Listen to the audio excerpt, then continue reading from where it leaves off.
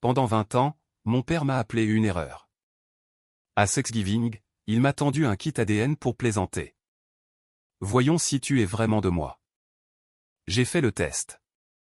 Quelques semaines plus tard, les résultats sont arrivés. Je les ai envoyés par email à toute la famille. Ma mère s'est évanouie. Mon père a laissé tomber sa fourchette. Parce que le test a prouvé que j'étais son seul enfant biologique.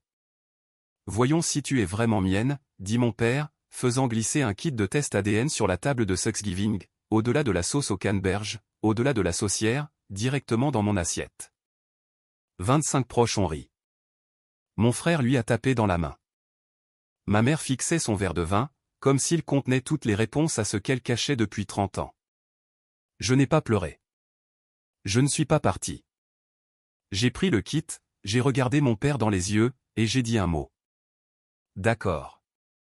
3 semaines plus tard, les résultats sont arrivés. Je les ai envoyés par email à chaque personne présente à cette table.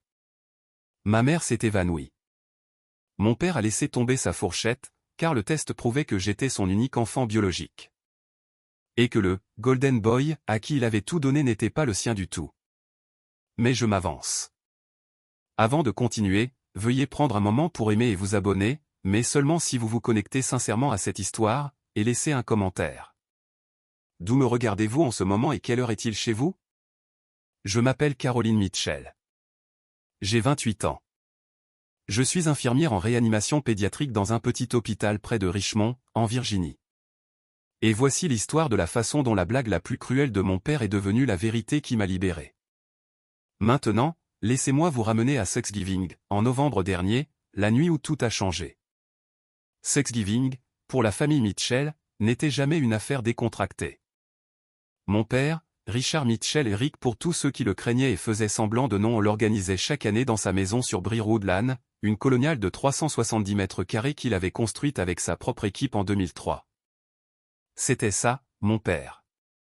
Tout ce qu'il possédait, il s'assurait que vous sachiez qu'il l'avait gagné. La table à manger était une dalle de chêne de Virginie récupérée de 3 mètres, achetée chez un antiquaire à Stowe, Vermont. 12 chaises, avec des fuseaux tournés à la main. Mon père était assis en bout de table. Mon frère Garrett était assis à sa droite, dans la chaise où « Je aime » était gravé au dossier. Papa avait fait ça quand Garrett avait 6 ans, comme une sorte de couronnement.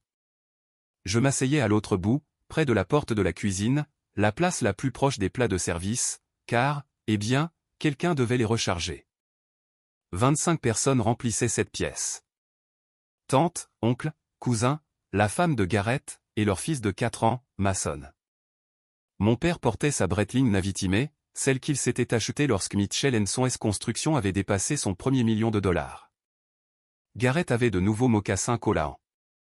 Ma mère, Jolene, portait son blazer crème Talbot et son bracelet de perles Mikimoto, celui que papa lui avait offert pour leur 25e anniversaire. Un dîner d'anniversaire auquel je n'avais pas été invité. Je portais un cardigan que j'avais depuis l'école d'infirmière, gris, élimé au coude. Voici ce que vous auriez remarqué, si vous aviez regardé les Mitchell réunis autour de cette table, chacun d'entre eux était blond. Blond sable, blond miel, blond platine. Et puis il y avait moi. Cheveux auburn, tirant sur le roux à la lumière, assez foncé pour se démarquer sur chaque photo de famille, comme une faute de frappe dans un document juridique. Mon père avait passé 20 ans à traiter cette faute de frappe comme une preuve. Mais ce Thanksgiving-là, papa a apporté quelque chose à table qui n'était pas au menu. Laissez-moi vous raconter 20 ans en 60 secondes. Quand j'avais 8 ans, j'ai fait une carte de fête des pères, papier de construction, colle pailleté, tout le tralala. J'ai écrit « Au meilleur papa du monde » dans ma plus belle écriture cursive. Il l'a ouverte à table, l'a lue, et l'a déchirée en deux, juste au milieu. « Je ne suis pas ton père » a-t-il dit. Puis il est retourné à ses œufs. J'avais 8 ans. Quand j'ai eu 14 ans, papa a inscrit Garrett à St. Andrew Prep. $12 000 par an, blazer et cravate, toute la production. Je suis allé à Hopewell Public. Quand tante Brenda a demandé pourquoi, papa l'a dit à voix haute, là, au dîner du dimanche. Pourquoi investirais-je dans quelque chose qui pourrait ne même pas être le mien? J'étais assise à 1 mètre. Personne n'a dit un mot. Quand j'ai eu 18 ans, j'ai obtenu mon diplôme du lycée. Major de promotion, première de ma classe, 4,3 de moyenne, un discours que j'avais répété 40 fois devant le miroir de ma salle de bain. Papa n'est pas venu. Il était à la maison en train d'organiser un barbecue pour 50 personnes, une fête pour Gareth, qui avait obtenu son diplôme avec un 2,4 et une poignée de main de l'entraîneur de football. Quand j'ai eu 22 ans, à mi-chemin de mon programme d'infirmière à VCU, papa a coupé mes frais de scolarité sans avertissement. Un semestre restant. Il a appelé et a dit, j'ai assez payé pour l'enfant de quelqu'un d'autre. J'ai contracté 47 000 $ de prêts étudiants fédéraux. J'ai terminé. Il n'a jamais demandé si j'avais terminé. Ma mère, je devrais vous parler de son rôle dans tout ça. Une fois, quand j'avais 19 ans, j'ai découvert qu'elle m'avait envoyé 200 $ par mois, discrètement via Venmo, sous la mention « épicerie ». Puis papa a découvert les virements. Il a menacé de divorcer. Elle a arrêté. Mon père ne me haïssait pas. La haine exige une reconnaissance. Il m'a simplement soustraite. Maintenant, laissez-moi vous parler de Gareth. Gareth Mitchell, 31 ans, 1,88 m, blond sable, mâchoire de mannequin de catalogue. La fierté de papa. La preuve de papa. L'héritier Mitchell. À 16 ans, Gareth a eu un tout nouveau F-150, blanc nacré, suspension surélevée, décalcomanie Mitchell & Son S sur le haillon comme un blason familial. J'ai eu un abonnement de bus. Papa a payé chaque centime des frais de scolarité de Gareth à Virginia Tech. 4 ans, pas de prêt, pas de questions. Quand Gareth a obtenu son diplôme, avec des notes moyennes, un diplôme de commerce qu'il a à peine utilisé, papa lui a donné un bureau d'angle chez Mitchell & Son et le titre de chef de projet. Pas d'entretien, pas de CV, juste la lignée ou ce que papa croyait être la lignée. Au printemps dernier, Gareth a acheté une maison, une nouvelle construction dans la subdivision de Willowbrook, 300 mètres carrés, plan ouvert, comptoir en quartz. Papa a versé la compte de 80 000 $. Il a juste fait un chèque.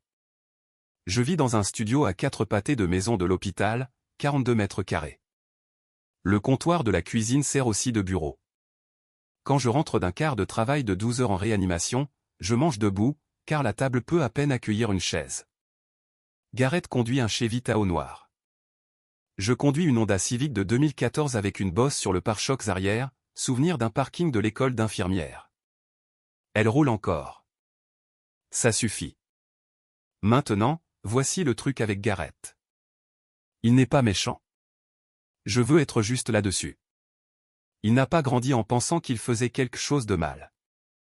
Quand on vous donne tout dès la naissance, on ne remet pas en question le système. On suppose juste qu'on le mérite. Sa phrase préférée, prononcée avec ce sourire facile de « Golden Boy, ne t'inquiète pas, Cal. Tu seras toujours une Mitchell honoraire. » Honoraire, comme un laissez-passer pour ma propre famille. Mais voici la partie qui vous fera rire. Ou peut-être pas. L'ironie. J'y viendrai. Vous n'êtes pas encore prêt. Ma mère, Jolene Mitchell, 54 ans, mèche blonde toutes les 6 semaines, dans un salon à short pump. Lexus RX couleur or champagne. Une carte de crédit supplémentaire sur l'Amex Platinum de papa, qu'elle utilisait comme de l'oxygène. Jolene n'était pas une femme cruelle. C'est ce qui rendait les choses pires. Elle ne m'a jamais traité d'erreur. Elle n'a jamais déchiré mes cartes ou refusé d'assister à ma remise de diplôme. Elle n'a juste rien arrêté de tout ça.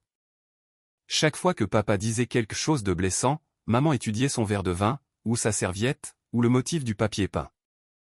Elle avait perfectionné l'art de regarder dans le vide, pendant que tout se passait juste devant elle. Quand j'avais 16 ans, je lui ai demandé directement. Nous étions seuls dans la cuisine après Thanksgiving.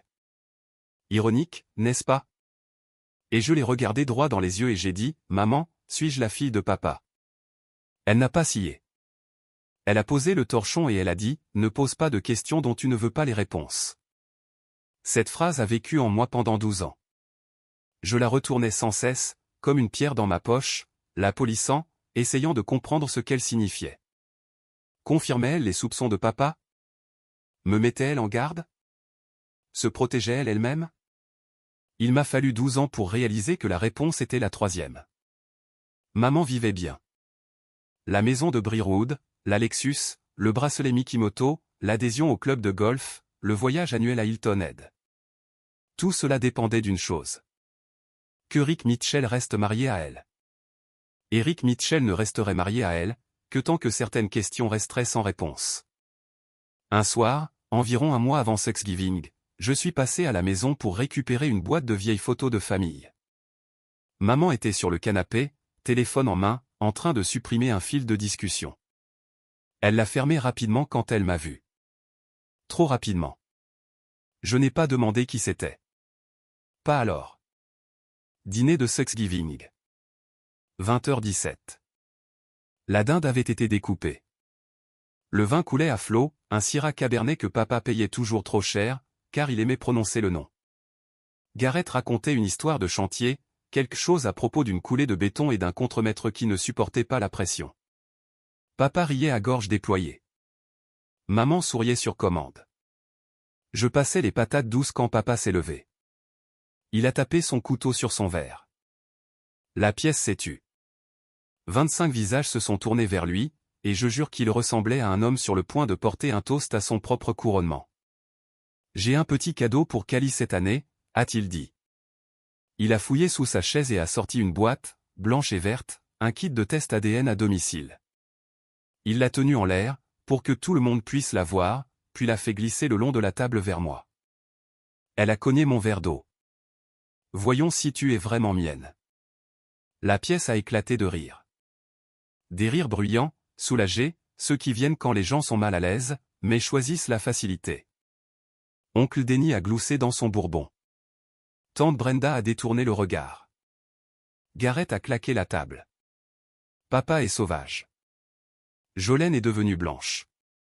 J'ai vu ses doigts se serrer autour de la tige de son verre, jusqu'à ce que je pense qu'il allait se briser. Mais elle n'a pas dit un mot. Elle ne le faisait jamais. J'ai pris la boîte. La pièce est redevenue silencieuse.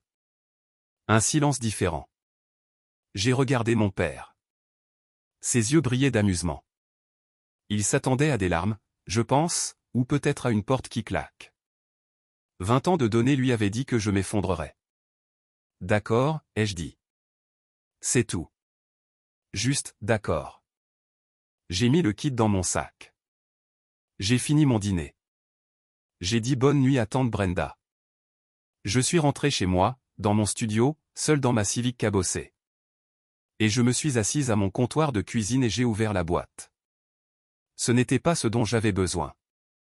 Un kit d'ascendance grand public teste l'ethnicité, pas la paternité. Mais ça m'a donné l'idée. La même nuit, j'ai commandé un test de paternité auprès d'un laboratoire accrédité à ABB. Vraie chaîne de possession. Vrai résultat. Des résultats qui signifient quelque chose. Il me fallait 2 échantillons. Le mien était facile.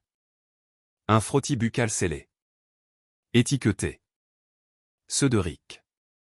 Il avait laissé quelque chose derrière lui sur la chaise où j'avais été assise. Son mouchoir monogrammé. Linge, initial RAM en fil bleu marine. Il l'avait utilisé pour éponger du vin sur son menton et l'avait jeté sans y penser. Je l'ai scellé dans un sac en plastique, j'ai posté les 2 échantillons le lendemain matin. Personne ne savait. Tu voulais la vérité, papa. Moi aussi. Le chat de groupe s'est illuminé avant même que je retire mes blouses le lendemain matin. Le groupe familial Mitchell, 42 membres, créé par papa il y a 5 ans, principalement utilisé pour la logistique des vacances et les mises à jour de construction de Garrett que personne ne demandait. Ce matin-là, il avait un nouveau but. Papa avait posté une photo. C'était moi la nuit précédente, tenant le kit ADN à table. Je ne sais pas qui l'a prise. Le téléphone de quelqu'un, incliné d'un bout à l'autre de la pièce. Mon visage était à moitié tourné, la bouche légèrement ouverte. J'avais l'air stupéfaite. Vulnérable. Sa légende, voyons si le facteur a laissé plus que des lettres. Garrett a répondu en premier. 3 émojis rieurs. Puis, l'ADN ne ment pas, papa. Oncle Pet, au mec, Rick. Ma cousine Terra, un simple PFFFF, ce qui, je suppose, compte comme un désaccord dans la famille Mitchell. Personne n'a dit que c'était cruel. Personne n'a dit, Rick, c'est ta fille. Personne n'a rien dit qui ressemble à une défense. 42 personnes, 42 témoins d'une blague publique sur ma filiation. Et la seule réponse fut le rire ou le silence. J'ai tout lu à 2h47 du matin, assise dans la salle de repos de l'unité de soins intensifs pédiatriques. La lumière fluorescente bourdonnait au-dessus de ma tête. Je venais de sortir d'un « code bleu ». Un enfant de 3 ans atteint de VRS, en danger de mort pendant 40 minutes avant que nous le stabilisions. Mes mains sentaient encore le neutro. Et là, sur mon téléphone, entre une notification de paiement de prêt étudiant et une alerte météo. J'ai fait une capture d'écran de chaque message, chaque emoji, chaque silence. Dana Reeves, ma collègue, ma plus proche amie, la seule personne à l'hôpital qui connaissait ma famille. Elle a vu mon visage quand j'ai posé mon téléphone. Elle n'a pas demandé ce qui n'allait pas. Elle m'a juste regardé et a dit « Obtiens les faits, Cali. » Puis laisse les faits parler d'eux-mêmes. J'ai verrouillé mon téléphone. Je suis retourné voir ma patiente. Le laboratoire avait mes échantillons. Le temps était compté. 3 semaines avant Noël, mon téléphone a sonné. Papa. Pas de salutation, pas de chaleur, juste « Noël, c'est pour la famille. Tu sais où tu en es. » Il a raccroché avant que je puisse répondre. 16 secondes. Je le sais parce que j'ai vérifié le journal d'appel après, le fixant comme si le numéro pouvait expliquer quelque chose que les mots ne faisaient pas. Garrett a envoyé un SMS 1 heure plus tard. Classique Garrett, faisant preuve de gentillesse tout en renforçant le verdict. Pas de rancune, Cal. C'est la maison de papa, ses règles. Peut-être que l'année prochaine les choses seront différentes. Puis est venue maman. Son message n'était pas un réconfort. Ce n'était pas des excuses.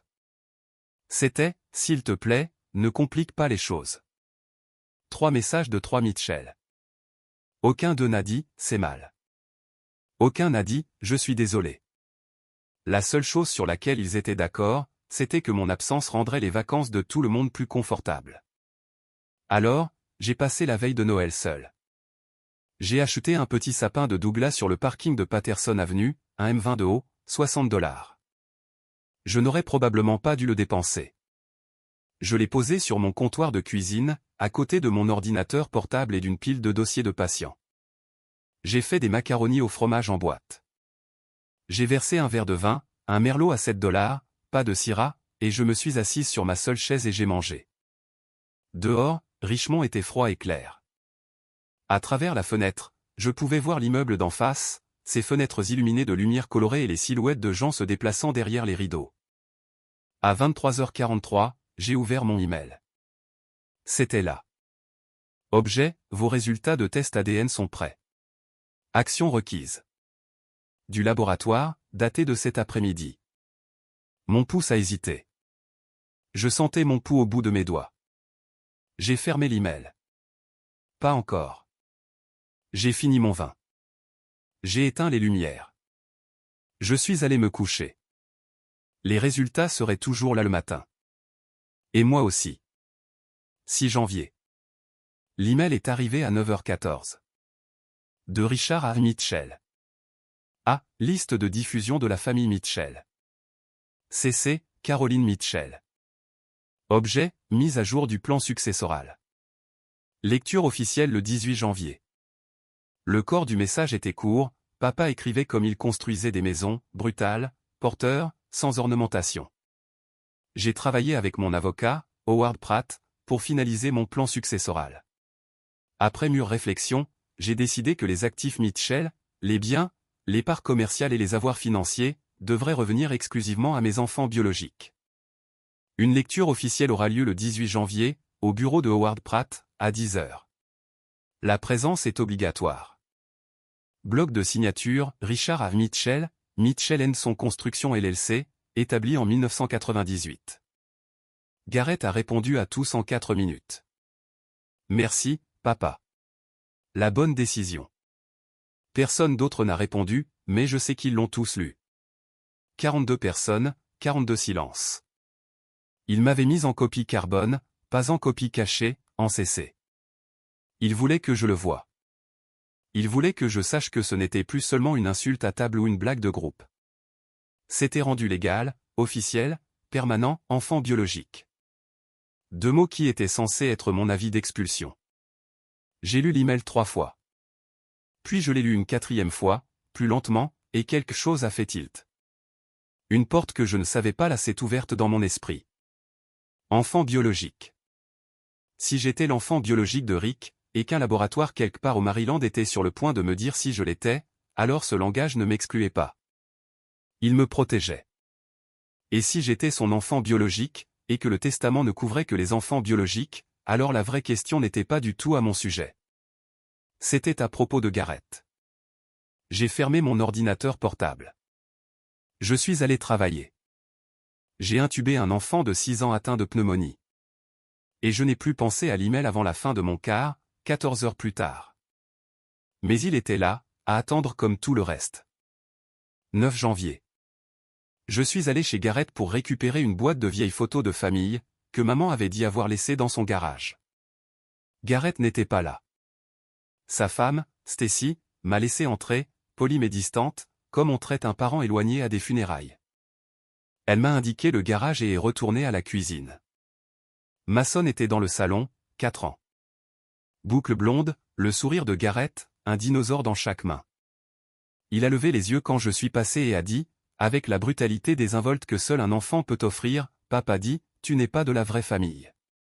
Tu n'as pas ta place ici. » Il l'a dit comme il aurait pu dire, « Le ciel est bleu. » Pas de malice, juste une information qu'il avait absorbée, comme les enfants absorbent tout des adultes qui façonnent leur monde. J'ai arrêté de marcher. Ce n'étaient pas les mots. J'avais entendu pire de son grand-père. C'était la réalisation que je regardais ça recommencer. Une nouvelle génération apprenant le même mensonge, le répétant avec la même confiance facile. Mason grandirait en croyant que sa tante était une étrangère, tout comme Garrett l'avait fait, et ses enfants après lui. Je me suis agenouillé. Chérie, la famille, ce n'est pas ce que les gens disent. C'est ce qui est vrai. Mason a cligné des yeux, puis est retourné à ses dinosaures. Il avait déjà oublié. Moi, non. J'ai pris la boîte de photos, j'ai remercié Stacy, et je suis resté dans ma Civic pendant 10 minutes, le moteur éteint. Le chauffage a fait un bruit de tic-tac en refroidissant. Mon souffle a embué le pare-brise. Puis j'ai ouvert mon téléphone. J'ai ouvert mon email. J'ai tapé sur l'objet que j'avais évité depuis Noël. Probabilité de paternité 99,9 % Richard R. Mitchell est le père biologique de Caroline R. Mitchell. Je l'ai lu 2 fois, 3 fois. 4. Et j'ai pensé à une question que je voulais vous poser. Avez-vous déjà vécu un moment où la vérité pouvait tout détruire, mais vous aviez quand même besoin de savoir? Ou ne pas savoir était pire que n'importe quelle retombée? Car c'est là que j'étais. Assise dans une Civic cabossée, dans l'allée de mon frère, les mains tremblantes, le chauffage éteint, l'écran brillant sur mes genoux. J'aimerais entendre votre histoire. Laissez-la dans les commentaires. J'ai fermé l'email. J'ai mis la marche arrière et j'ai conduit jusqu'au travail. Mais quelque chose avait changé. La pierre que j'avais portée dans ma poche pendant 12 ans. Ne pose pas de questions dont tu ne veux pas les réponses. J'ai enfin compris ce que cela signifiait. Et ce n'était pas à mon sujet. Ça n'a jamais été à mon sujet. Je suis resté avec les résultats pendant 3 jours, non pas parce que je doutais d'eux. Le laboratoire était accrédité à ABB, la référence en matière de tests de paternité aux États-Unis. La chaîne de possession était documentée. Les résultats étaient notariés, 99,9 % En science, c'est aussi proche de la certitude que possible sans assister au moment de la conception. Non, je suis resté avec eux à cause de ce qu'ils signifiaient. J'étais la fille de Rick Mitchell, sa fille biologique, l'enfant qu'il avait qualifié d'erreur pendant 20 ans, celle qu'il avait privée de scolarité, de présence et de décence élémentaire.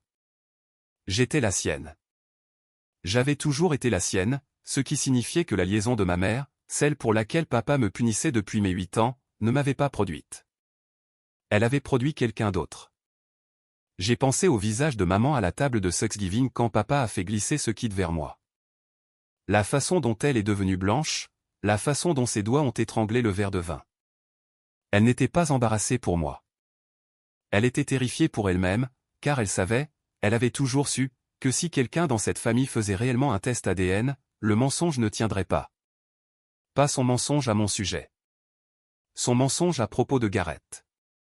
Ne pose pas de questions dont tu ne veux pas les réponses. Elle ne me protégeait pas d'une vérité douloureuse. Elle protégeait Gareth d'une vérité dévastatrice.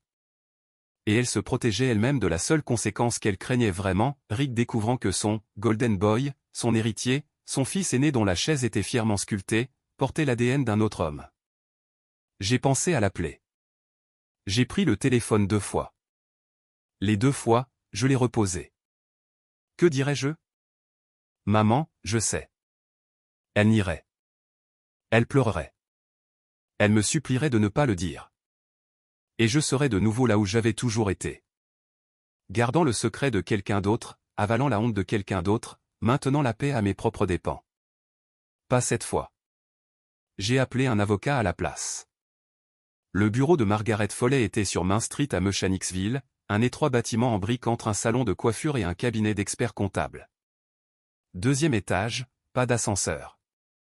Son bureau était enseveli sous des dossiers et une barre granola à moitié mangée, et les bibliothèques derrière elle ployaient sous des volumes de droit successoral de Virginie, assez épais pour arrêter une balle.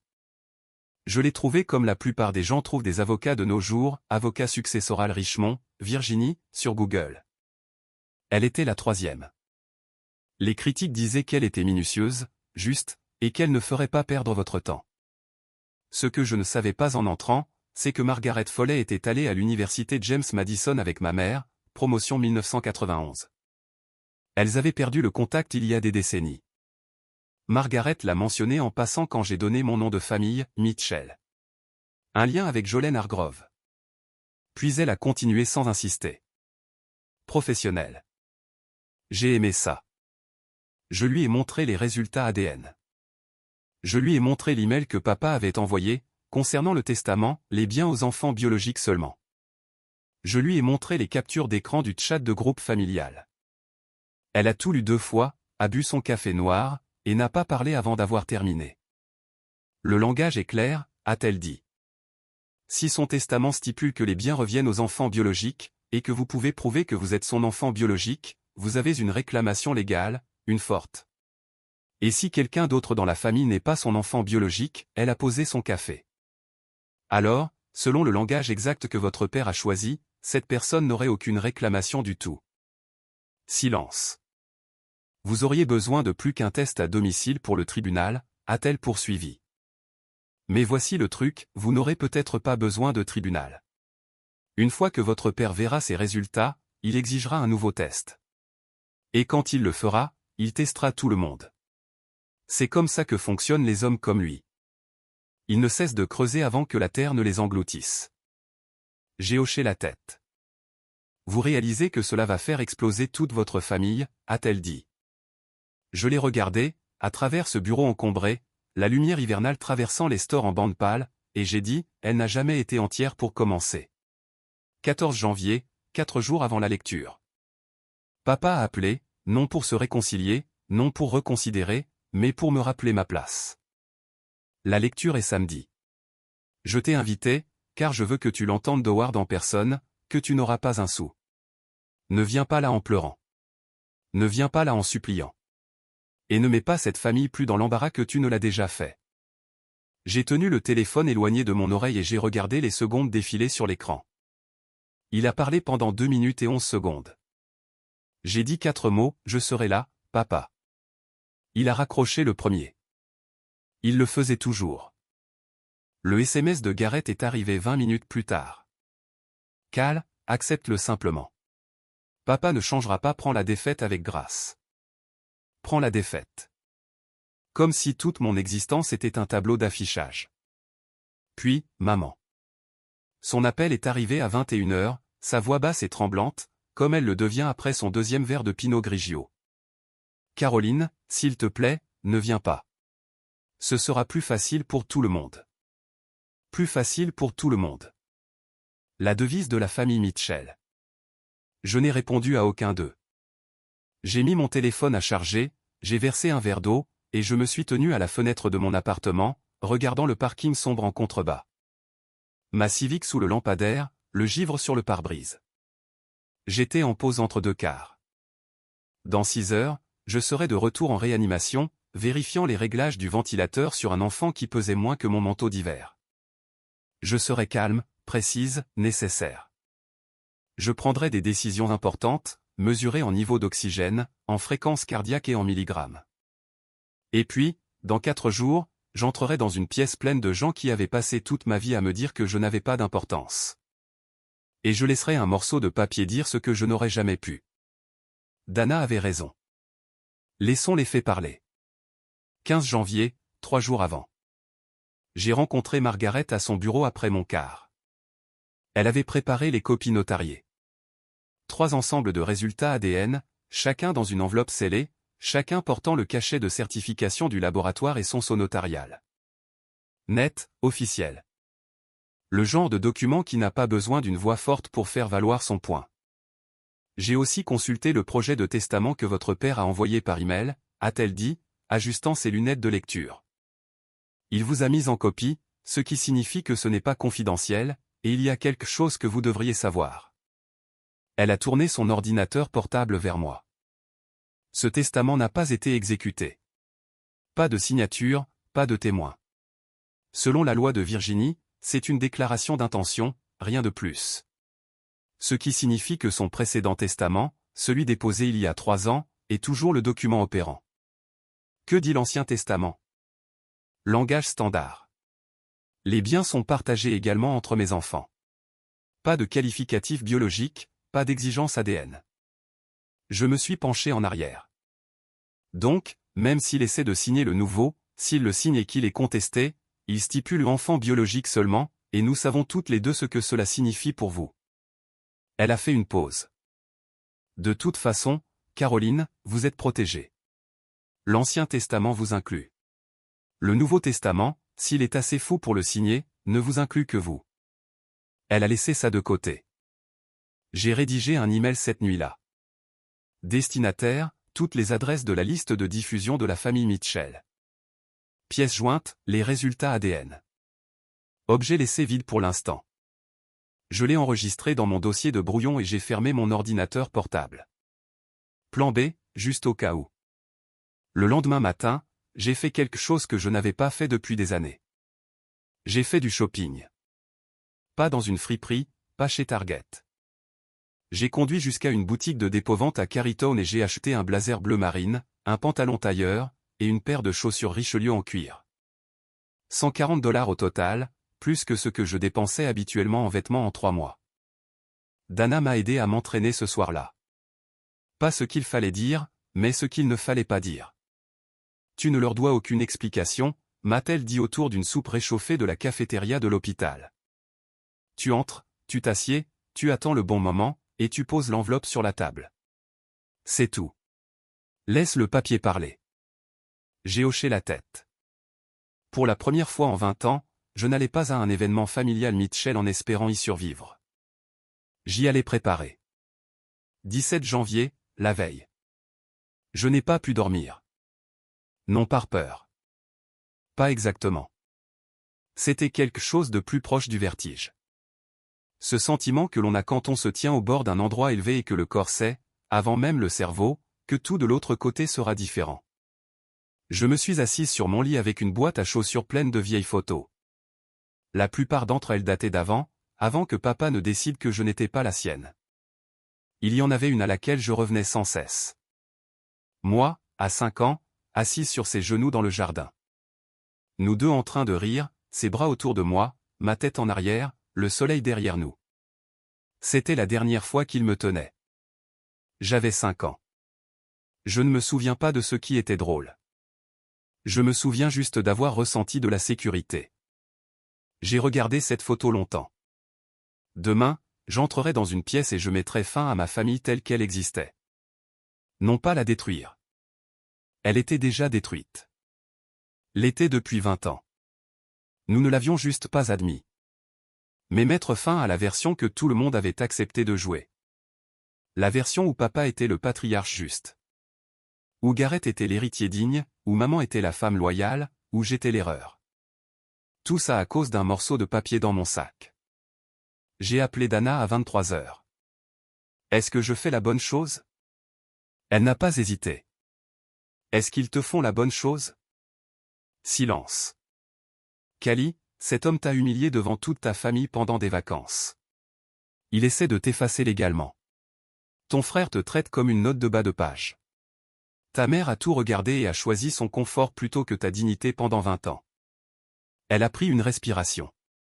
Tu n'as pas commencé ça. Tu es juste celle qui est assez courageuse pour le finir. J'ai raccroché. J'ai ouvert mon ordinateur portable.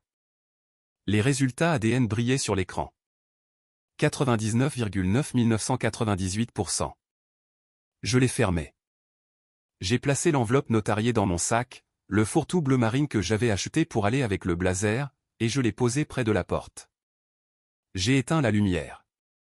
Je n'ai pas dormi, mais j'étais prête. 18 janvier, 9h47.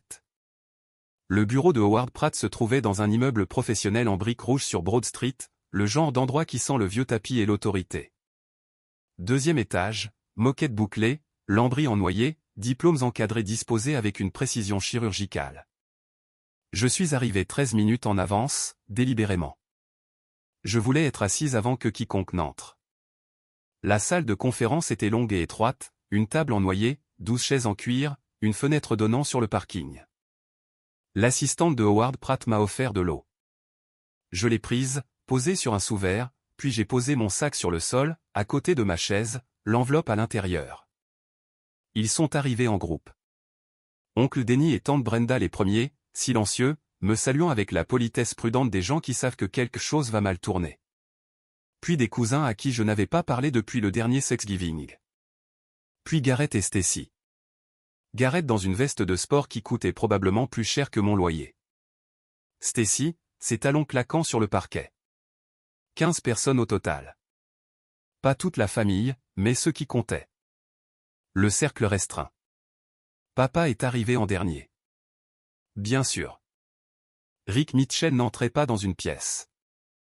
Il l'occupait. Blazer anthracite, chemise blanche amidonnée, la bretline attrapant la lumière du plafond. Il s'est assis en bout de table. Gareth s'est glissé sur la chaise à sa droite. Maman s'est assise à sa gauche, les yeux déjà rougis, les doigts travaillant le fermoir de son bracelet Mikimoto comme un chapelet. Papa m'a vu et s'est arrêté. Surprise que tu te sois présenté, a-t-il dit. Je n'ai pas répondu. J'ai croisé les mains sur la table. Je portais le blazer bleu marine, le pantalon tailleur, les Richelieu en cuir. Mes cheveux étaient attachés. Pas de boucle d'oreille, pas de maquillage, sauf un trait net de rouge à lèvres, car Dana m'avait dit, à moitié en plaisantant, que l'armure prend toutes les formes. Howard Pratt est entré avec un classeur en cuir. Il s'est assis à l'extrémité opposée de papa, s'est éclairci la gorge. C'est une formalité, Callie, a dit papa de l'autre bout de la table, assez fort pour la pièce.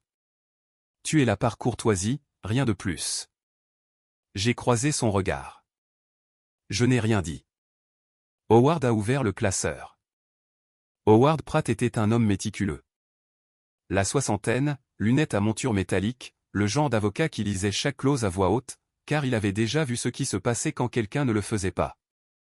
Il a ouvert le classeur, a ajusté ses lunettes, et a commencé. Ce document représente les intentions testamentaires déclarées de Richard Alan Mitchell, préparées en consultation avec ce bureau, daté du 3 janvier de cette année. Saute le préambule, Howard, a dit papa. Passe au fait. Howard lui a jeté un coup d'œil, puis a hoché la tête. Il a tourné une page. Article 4, section 1, distribution des biens. Tous les biens immobiliers, intérêts commerciaux et actifs financiers détenus par Richard Alan Mitchell, seront transmis exclusivement à ses enfants biologiques, tels que vérifiés par des documents légalement reconnus à la date de son décès.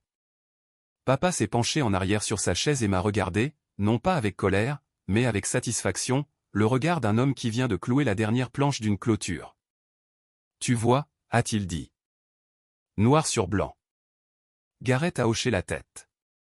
C'est juste du business, Cal. Quelques proches se sont agités sur leur siège.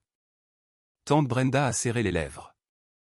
Oncle Denny a étudié le grain de la table. Personne n'a parlé. Howard a continué, détaillant la répartition.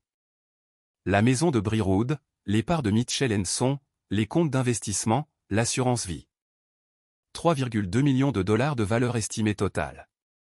Tout cela destiné aux enfants biologiques. La phrase se répétait comme un coup de marteau. Enfant biologique. Enfant biologique. Enfant biologique. Et chaque fois qu'il la prononçait, le menton de papa se levait un peu plus. Quand Howard a fini, il a retiré ses lunettes et a croisé les mains. Ce document reste sous forme de brouillon et nécessite une exécution, des signatures et des témoins pour devenir légalement contraignant. Cependant, M. Mitchell souhaitait partager ses intentions avec la famille avant la finalisation. Il a regardé autour de la pièce. Y a-t-il des questions ou des objections? Silence. Papa a souri. La pièce a expiré.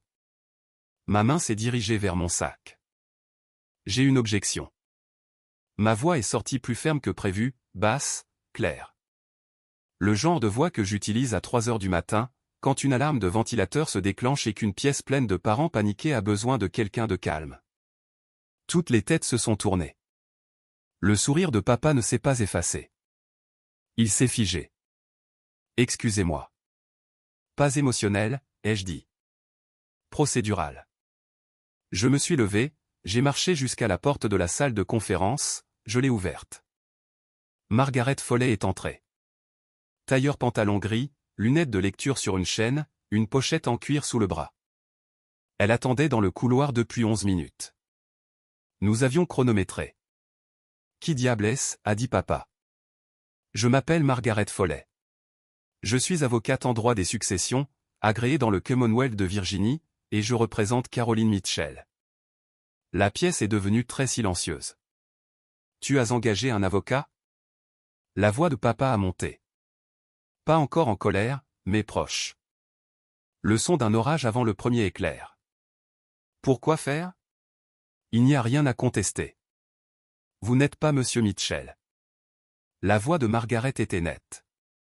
Votre projet de testament stipule que les biens sont transmis aux enfants biologiques seulement. Nous aimerions soumettre des documents pertinents à cette clause. Elle m'a fait un signe de tête. J'ai fouillé dans mon sac. Mes doigts ont trouvé l'enveloppe, lisse, scellée, le cachet du notaire légèrement en relief sous mon pouce. Je l'avais portée pendant 3 jours. Elle ne pesait presque rien. Elle pesait tout. Je l'ai posée sur la table, centrée, juste entre la carafe d'eau et le classeur en cuir. 15 personnes la fixaient. La respiration de maman a changé. Je l'entendais de l'autre bout de la pièce. Superficielle, rapide, comme les patients respirent quand ils savent qu'une mauvaise nouvelle arrive avant que le médecin n'ouvre la bouche. J'ai regardé mon père. Tu voulais savoir si j'étais la tienne, papa. Tu me l'as demandé à Thanksgiving, devant toute la famille. Tu m'as donné un kit ADN. Tu en as fait une blague. J'ai poussé l'enveloppe d'1 pouce vers lui. J'ai fait le test. Voici les résultats. Margaret a ouvert l'enveloppe avec le calme exercé de quelqu'un qui avait fait ça 100 fois. Elle a sorti 3 pages agrafées, a balayé la pièce du regard, et a lu à voix haute. Test de paternité effectué par Genalink Diagnostic, un laboratoire accrédité à ABB à Bethesda, Maryland. Sujet du test, Richard Alan Mitchell, père présumé. Caroline Rose Mitchell, enfant. Échantillon reçu le 2 décembre. Analyse terminée le 19 décembre. Elle a fait une pause. La pièce était si silencieuse que j'entendais la chaudière fonctionner à travers les conduits d'aération. Conclusion, sur la base de l'analyse des marqueurs génétiques, la probabilité de paternité est de 99,998%. Richard Alan Mitchell est le père biologique de Caroline Rose Mitchell. Elle a posé le papier. Papa le fixait comme s'il était écrit dans une langue qu'il avait oubliée. Sa bouche s'est ouverte, fermée, rouverte. C'est pas possible. Le laboratoire est accrédité au niveau fédéral, a dit Margaret d'une voix égale. Les résultats sont notariés. La chaîne de possession est documentée. J'ai 2 copies certifiées supplémentaires si vous souhaitez que votre propre avocat les examine. Garrett s'est jeté en avant sur sa chaise. Elle a truqué ça. Elle a dû truquer ça. C'est impossible. Monsieur Mitchell. Margaret n'a pas élevé la voix. Elle n'en avait pas besoin. L'accréditation AABB est la norme utilisée par les tribunaux américains pour la détermination de la paternité. Ces résultats sont aussi fiables qu'un test ordonné par un juge. La bouche de Garrett s'est agitée, mais rien n'est sorti. Maman n'avait pas bougé. Ses mains étaient à plat sur la table. Ses yeux étaient fixés sur le papier. Son visage. Je n'oublierai jamais ça. Son visage affichait l'expression d'une personne regardant un bâtiment s'effondrer au ralenti, sachant qu'elle était à l'intérieur. Papa s'est tourné vers Howard Pratt. Howard, c'est elle peut faire ça. Howard a retiré ses lunettes. Rick, les résultats semblent légitimes. Je recommanderais, je n'ai pas demandé de recommandation, Monsieur Mitchell. Margaret a croisé les mains. Avant de demander un nouveau test, ce à quoi vous avez droit, vous voudrez peut-être envisager de tester tous vos enfants. Étant donné ce que nous savons maintenant, cela semble prudent. Le mot a atterri comme une grenade à retardement. Tous. Papa a regardé Garrett, puis maman, puis est revenu vers moi, et pour la première fois en 20 ans, j'ai vu la certitude de mon père se fissurer. Je ne l'ai pas dit. Je veux être clair là-dessus. Je n'ai pas dit, Garrett n'est pas ton fils. Je n'ai pas dit que maman avait eu une liaison. Je n'ai accusé personne de rien. Je n'avais pas besoin de le faire. Les mathématiques faisaient déjà le travail. On pouvait les voir se déplacer dans la pièce comme un courant.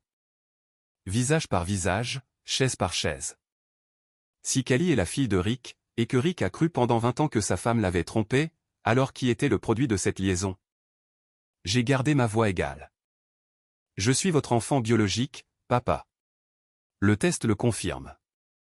Maintenant, si vous souhaitez procéder avec un testament qui laisse tout à vos enfants biologiques, je soutiens pleinement cela. La phrase est restée là, comme une allumette allumée sur de l'herbe sèche. Garrett s'est levé. Qu'est-ce qu'elle insinue? Je l'ai regardé. Je n'insinue rien, Garrett. Je présente des faits. Papa m'a appris que c'est ce que font les Mitchell. Son visage est devenu rouge. Pas rouge de gêne, mais rouge de fureur, le genre qui commence au col et monte. Il s'est tourné vers maman. Dis-lui qu'elle a tort. Maman, dis-lui. Jolene ne l'a pas regardé. Elle fixait la table, les deux mains pressées à plat comme si elle essayait de la maintenir ensemble physiquement, moléculairement. Rick. Sa voix est sortie cassée. Nous devons parler en privé. Assieds-toi, Jolene. La voix de papa était une lame. Il n'avait pas bougé de sa chaise, mais quelque chose derrière ses yeux avait changé. Un glissement tectonique, lent et irréversible. Il regardait Garrett de la même manière qu'il m'avait regardé pendant 20 ans. Tante Brenda s'est penchée en avant. Rick, qu'est-ce qui se passe? Oncle Denny a posé une main sur la table. Tout le monde, juste, prenons une respiration. Mais personne n'a pris de respiration. La pièce en retenait une. Jolene a commencé à pleurer. Pas le genre silencieux. Le genre qui sonne comme si quelque chose à l'intérieur avait enfin cédé. Une digue, un mur, un mensonge maintenu par 30 ans de silence et un bracelet Mikimoto. Elle pleurait parce qu'elle avait peur. Et tout le monde dans cette pièce pouvait le sentir. Papa s'est tourné vers elle, lentement. La façon dont un homme se tourne quand il connaît déjà la réponse, mais a besoin de l'entendre à voix haute. La façon dont vous avez besoin d'entendre le médecin prononcer le mot, même si le scanner est là sur l'écran. Y a-t-il quelque chose que tu dois me dire, Jolene? Elle a secoué la tête. Puis elle a arrêté de la secouer. Puis elle a couvert son visage de ses deux mains, et le bracelet Mickey a glissé le long de son poignet et a cliqueté sur la table en noyer. Rick, je c'était avant la naissance de Callie. C'était, qui? Greg Nolan. Le nom est tombé comme une pierre dans l'eau calme. J'ai regardé l'onde se propager. La main de tante Brenda s'est portée à sa bouche. Oncle Denny a fermé les yeux. Deux cousins ont échangé un regard si rapide, que vous l'auriez manqué si vous aviez cligné des yeux. Greg Nolan. Le nom signifiait quelque chose pour les Mitchell plus âgés. Il avait été sous-traitant pour Mitchell & Son au début des années 90. Équipe de charpentiers, à l'époque où papa construisait encore l'entreprise depuis un pick-up. Il avait fréquenté la famille, la maison, Jolene. C'était une fois, maman. Une fois, Rick, début 94, tu étais parti pendant 3 mois sur ce projet de la baie de Chesapeake, et j'étais seul. Et début 94. La voix de papa était plate, mécanique. Il faisait les calculs. Tout le monde faisait les calculs. Gareth était né en octobre 1994. La pièce a compris avant Gareth. Je pouvais le voir sur leur visage, la lente, horrible révélation. La façon dont les gens regardent quand ils réalisent qu'une histoire qu'ils ont cru toute leur vie était construite sur du sable. Gareth fixait maman. Qu'est-ce que tu dis? Maman, qu'est-ce que tu dis? Elle ne pouvait pas le regarder. Elle ne pouvait regarder aucun de nous. Sa tête est tombée et ses épaules se sont repliées, et elle a murmuré, « Je suis désolé. Je suis tellement désolé. » Le poing de papa a frappé la table. Pas assez fort pour casser quoi que ce soit, mais assez fort pour faire trembler chaque verre. Greg Nolan. Sa voix a craqué sur le nom. Le gars qui a coulé mes fondations. Personne n'a répondu. Personne ne pouvait. Gareth était debout maintenant, les 2 mains sur la table, penché en avant comme un homme se préparant à une vague qu'il ne pouvait pas voir. Non. Sa voix était aiguë, tendue, dépouillée de toute la facilité du « Golden Boy ». Non, c'est un mensonge. Papa, dis-lui qu'elle ment. Dis-lui. Papa ne lui a rien dit. Il regardait Gareth.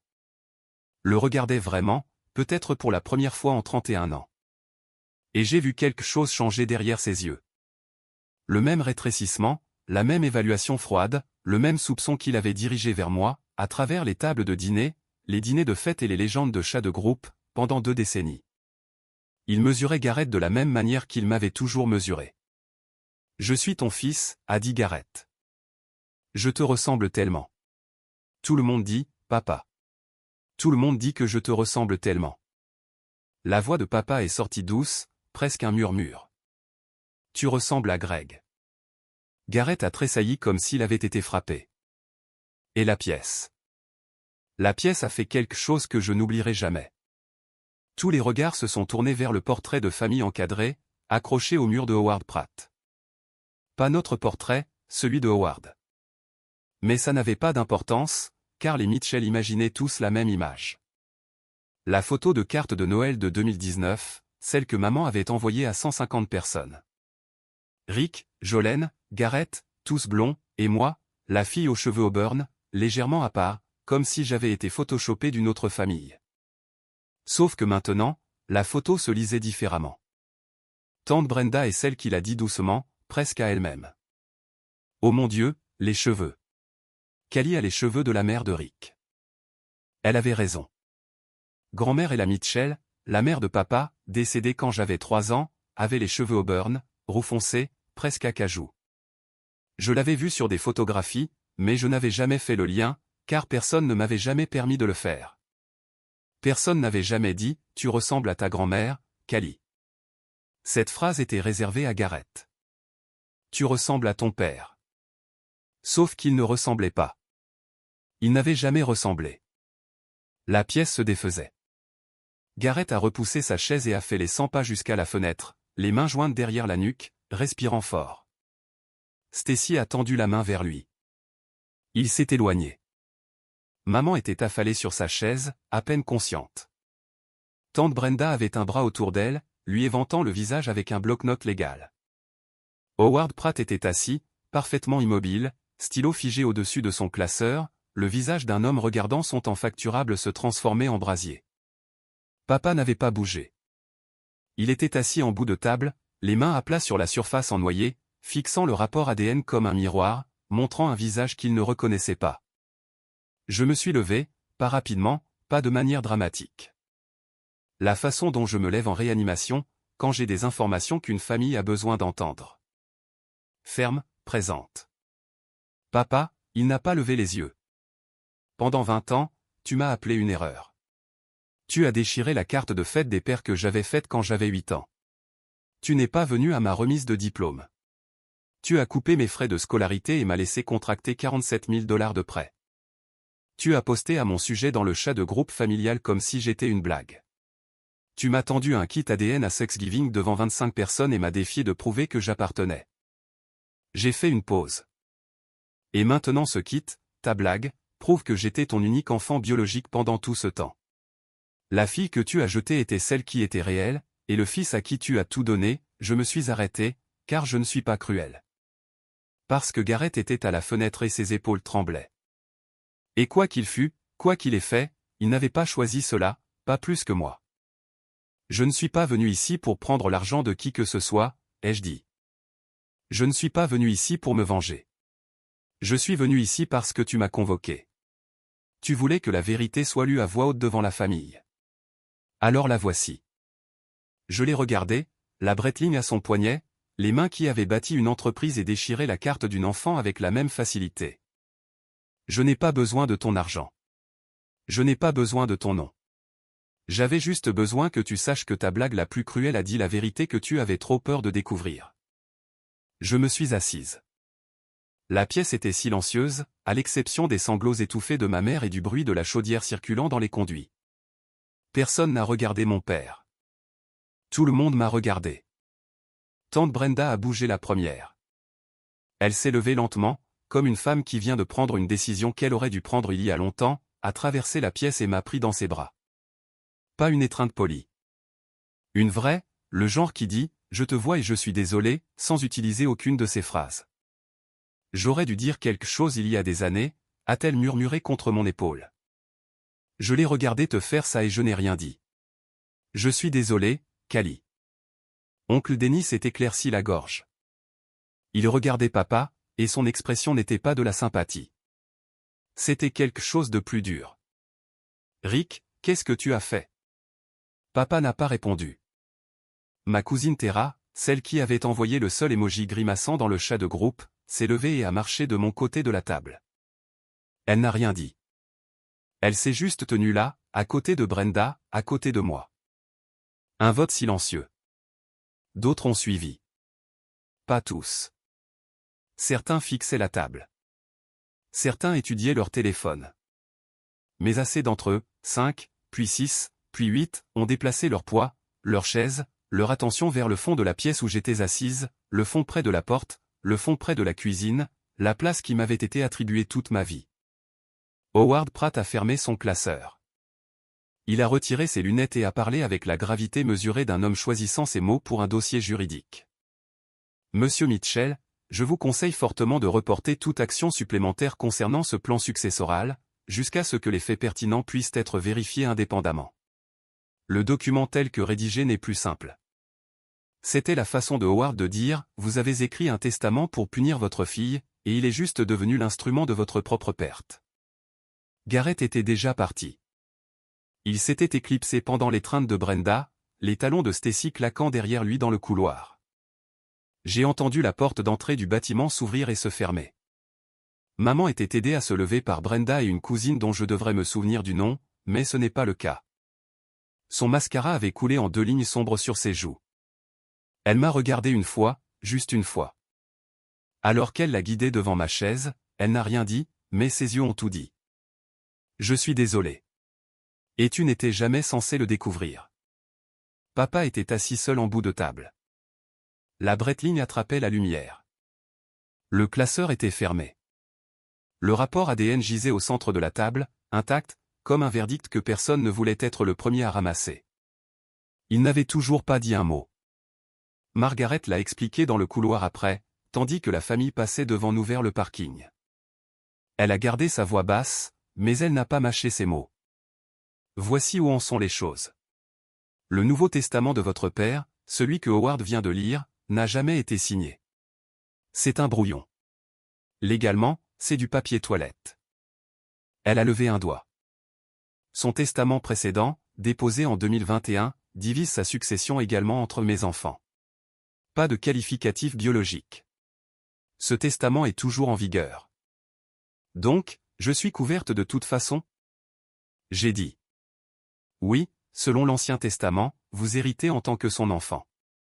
s'il est assez têtu pour signer le nouveau, enfant biologique seulement, vous héritez en tant que son seul enfant biologique. Il a construit une cage et s'y est enfermé. Elle a jeté un coup d'œil vers le parking où le Tao de Gareth démarrait rapidement, les pneus crissant sur l'asphalte froid. Et Gareth? Cela dépend de votre père. Selon le nouveau projet, Gareth n'a aucune prétention. Il n'est pas un enfant biologique. Selon l'Ancien Testament, il est listé comme un enfant, ce qui est légalement suffisant, à moins que quelqu'un ne le conteste. Je ne le contesterai pas. Elle a hoché la tête. Il y a une autre option. Votre père pourrait adopter formellement Gareth. L'adoption d'adultes est légale en Virginie. Une requête simple. Pas de limite d'âge. Cela rétablirait le statut juridique de Gareth en tant qu'enfant de Rick, à des fins d'héritage. Mais ce serait public. Ce serait enregistré. Oui. Et Gareth devrait consentir. Je me suis appuyé contre le mur de briques et j'ai regardé ma respiration se troubler dans l'air de janvier. De l'autre côté du parking, tante Brenda aidait maman à monter dans sa Lexus. Oncle Denny se tenait près de son camion, les mains dans les poches, regardant le sol. 15 personnes étaient entrées dans cette pièce en croyant une histoire. Elles en étaient sorties en portant une autre. Et l'homme qui avait écrit les deux versions était toujours assis à l'intérieur, seul en bout d'une table vide. Margaret, merci. Elle m'a serré la main, ferme, professionnelle. Vous n'aviez pas besoin de moi, Callie. Vous aviez juste besoin que la vérité ait un témoin. Je suis rentré. La salle de conférence était vide, sauf papa. Howard était parti discrètement, j'en suis sûr, avec un bref et facturable au revoir. Le classeur en cuir était parti. La carafe d'eau était toujours là, la condensation s'accumulant sur le noyer. Papa était assis en bout de table. Ses mains étaient sur ses genoux maintenant. La breteligne avait glissé le long de son poignet, lâche, comme s'il avait perdu du poids dans les 30 dernières minutes. Ses yeux étaient rouges, mais secs. Il ne pleurait pas. Je ne pense pas que Rick Mitchell ait pleuré depuis que Reagan était au pouvoir. Je me suis assise en face de lui, pas à l'autre bout, pas près de la porte de la cuisine. J'ai tiré une chaise à 2 places de distance et je me suis assise et j'ai attendu. Il a fallu presque une minute entière. Tu savais, a-t-il finalement dit avant le test. Tu savais pour Gareth? Non, ai-je dit. J'ai juste pas fui cette fois. Il a hoché la tête lentement, comme si le mouvement faisait mal. Un autre silence. Plus long. La chaudière s'est rallumée et les évents ont exhalé de l'air chaud dans la pièce. Je te dois, a-t-il commencé. Tu ne me dois rien. Je veux prendre, il m'a regardé alors. Vraiment regardé. Pas le regard dédaigneux à travers une table de dîner. Pas l'évaluation froide d'un homme cataloguant des preuves.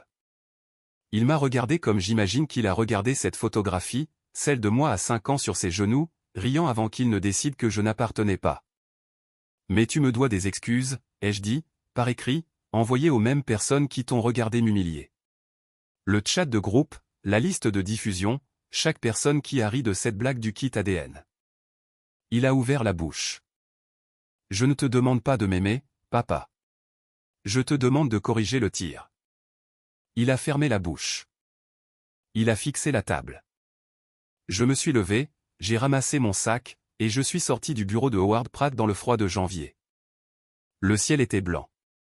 L'air avait un goût de givre. Ma Civic était la plus vieille voiture du parking. Je suis monté dedans. J'ai tourné la clé.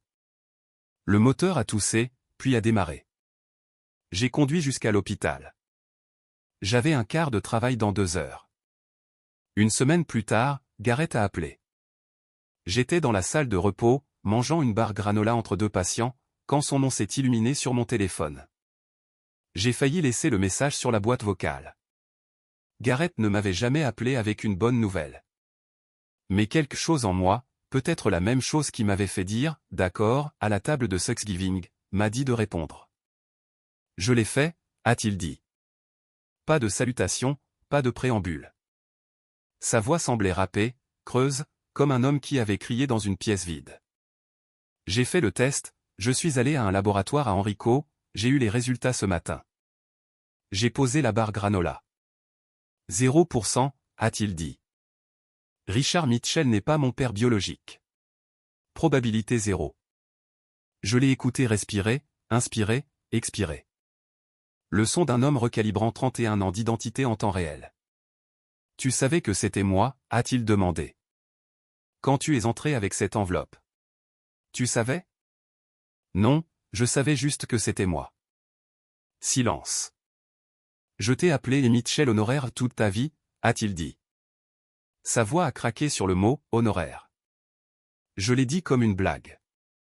Chaque Thanksgiving, chaque Noël que tu étais autorisé à fréquenter. Et c'est moi qui, il n'a pas fini. Tu es toujours mon frère, Garrett. Ça n'a pas changé. Comment peux-tu dire ça après tout ce que j'ai, parce que c'est vrai. Nous n'avons pas choisi ça, ni l'un ni l'autre. J'ai entendu quelque chose à l'autre bout que je n'avais jamais entendu de Garrett Mitchell en 31 ans. Il pleurait. Pas le genre frustré, en colère. Le genre qui vient quand l'échafaudage tombe et que tu réalises que le bâtiment sur lequel tu te tenais n'a jamais été là. Et tu sais quoi? Je veux te demander quelque chose. Si tu étais à la place de Garrett, si tu découvrais que chaque privilège, chaque avantage, chaque moment de « Golden Boy » de toute ta vie était bâti sur un mensonge que quelqu'un d'autre avait dit avant ta naissance. Que ferais-tu? Je ne connais vraiment pas la réponse. Je ne déteste pas Garrett. Il était une victime, à sa manière aussi. Il ne l'a juste jamais su, jusqu'à maintenant. Dis-moi ce que tu en penses. Laisse-le dans les commentaires. Je n'ai pas pleuré. J'avais pleuré il y a des années. Viens dîner un de ces jours, ai-je dit. J'ai une chaise, mais j'en emprunterai une autre. Il a ri. À peine. C'était un début. 2 semaines après la lecture, maman s'est présentée à mon appartement. Je l'ai vue par le l'œilleton, debout dans le couloir dans son manteau de laine, sans maquillage, les cheveux sales, l'air plus petite que jamais. Elle est restée là 5 bonnes minutes avant de frapper. Je le sais parce que j'ai regardé. J'ai ouvert la porte.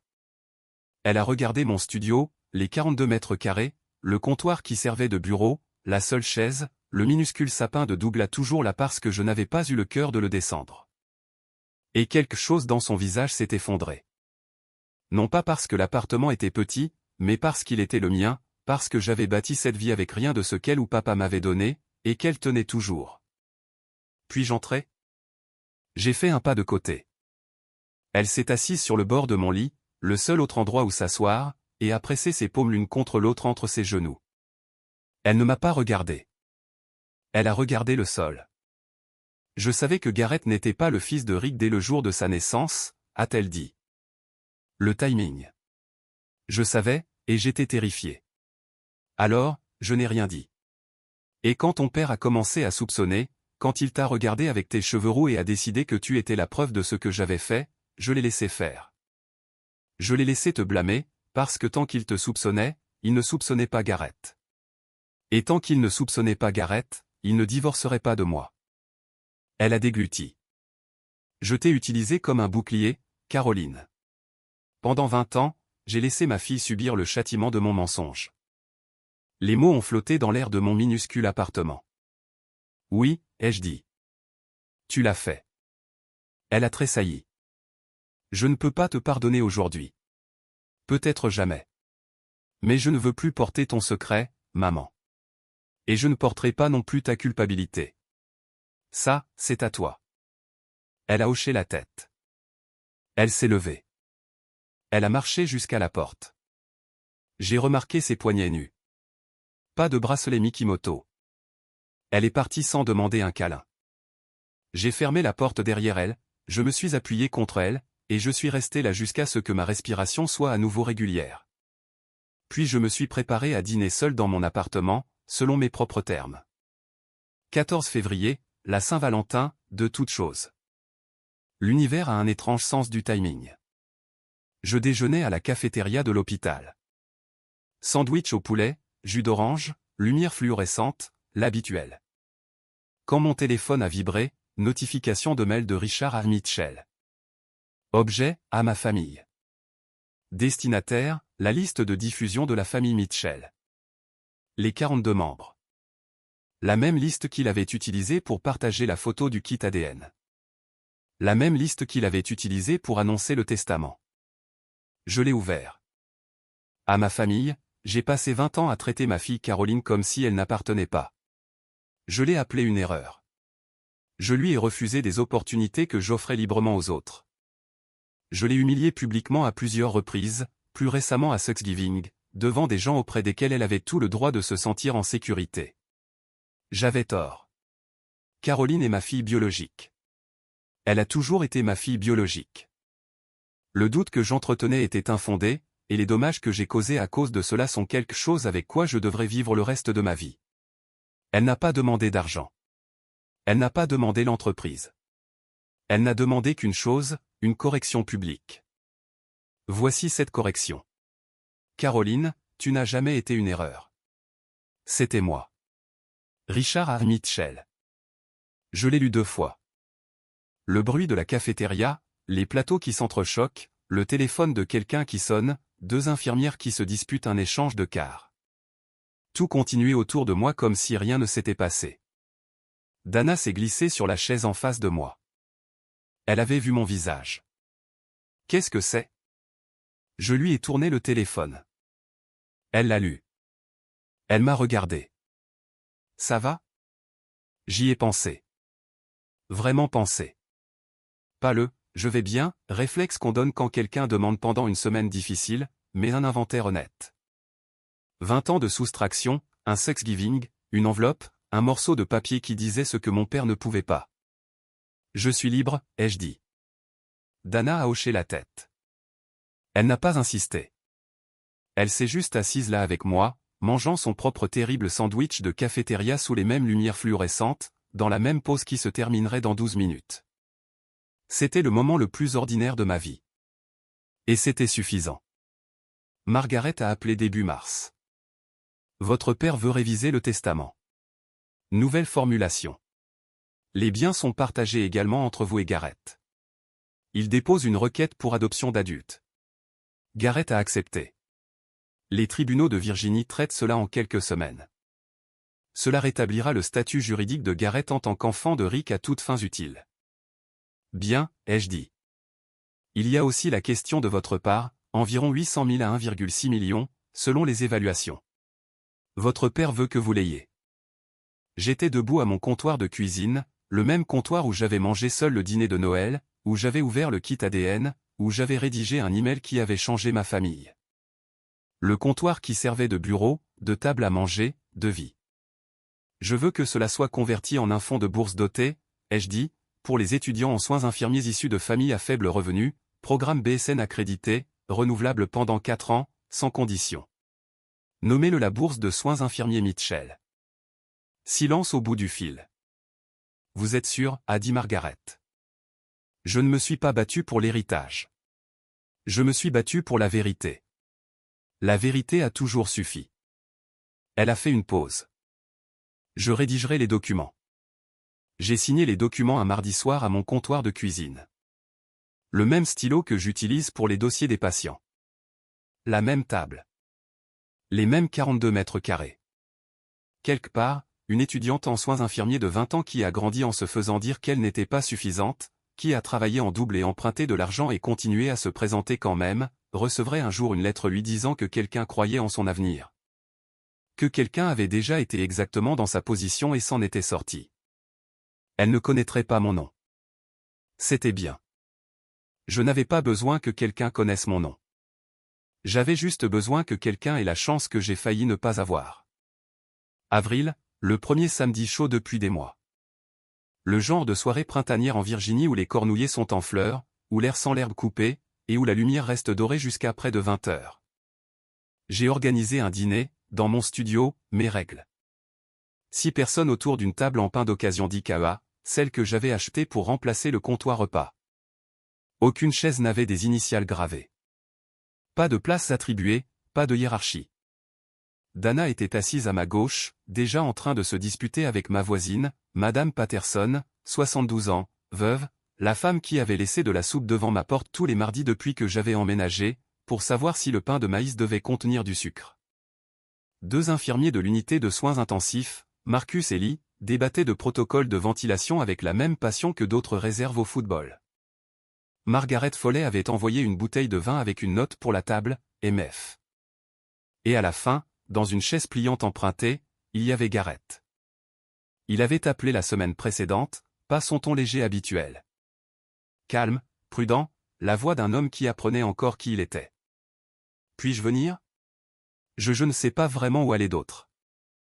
Apporte le dessert, ai-je dit. Et n'apporte pas ce Tao. Le parking est serré. Il est arrivé avec une tarte achetée en magasin et une Honda Civic qu'il avait achetée 2 semaines auparavant. Je n'ai pas demandé ce qui était arrivé au Tao. Je n'avais pas besoin de le faire. Je me suis assise en bout de table, non pas parce que j'étais importante, mais parce que c'était le plus proche de la cuisinière et que les pâtes avaient besoin d'être remuées. Papa n'était pas là. Nous n'en étions pas encore là. Peut-être ne le serions-nous jamais. Mais sur mon réfrigérateur, tenu par un aimant de la boutique de cadeaux de l'hôpital, il y avait un morceau de papier de construction fané, déchiré au milieu, soigneusement recollé. Au meilleur papa du monde. Je l'avais gardé. Toutes ces années, je l'avais gardé. Pas pour lui. Pour la fillette de 8 ans qu'il avait fait. Elle méritait de savoir qu'il avait survécu. J'ai regardé autour de ma table. Dana riait. Gareth écoutait. Madame Patterson gagnait l'argument sur le pain de maïs. La lumière du soir traversait la fenêtre. Chaude et dorée et ordinaire. La famille n'est pas le sang. La famille n'est pas un nom sur un testament. La famille, c'est ceux qui restent quand la vérité éclate. Et pour la première fois de ma vie, chaque personne à ma table avait choisi d'être là. C'était suffisant. C'était tout. Merci d'être resté jusqu'à la fin. Si cette histoire a touché quelque chose en vous, si vous avez déjà été celle qui a été ignorée, sous-estimée ou effacée par les gens qui étaient censés vous aimer en premier, je veux que vous sachiez que votre valeur n'a jamais été la leur à décider. Si vous vous êtes connecté à cela, veuillez aimer, vous abonner et activer les notifications pour ne pas manquer ce qui arrive ensuite. Il y a une autre histoire qui vous attend. Consultez le lien dans la description. Cela pourrait être exactement ce dont vous avez besoin aujourd'hui. Jusqu'à la prochaine fois, prenez soin de vous et prenez soin de chacun.